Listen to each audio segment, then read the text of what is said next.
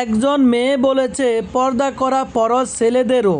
তবে কিভাবে পর্দা করা ফরজ সেটা মনে হয় এই বাংলার কিছু পুরুষ জানেই না।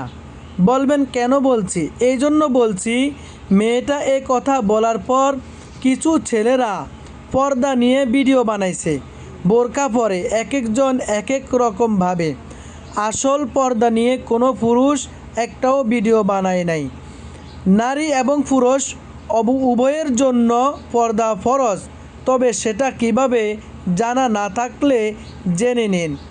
নারীদের পর্দা করা ফরজ, যেমন এক, মাথা থেকে পায়ের তাওলা পর্যন্ত ঢাকিয়ে রাখা, ছোট আওয়াজে কথা বলা, দুইটা উল্লেখ করলাম। পুরুষ চোখের হেফাজত করে চলবে, সতর ঢাকিয়া রাখবে, নাভি থেকে পায়ের টাকনুর উপরে হাঁটুর নিচে। ছেলেরা বোরকা পরে ভিডিও বানায়, পর্দাকে এড়িয়ে যাচ্ছে। মনে রাখবেন, রবের সামনে একদিন দাঁড়াতে হবে।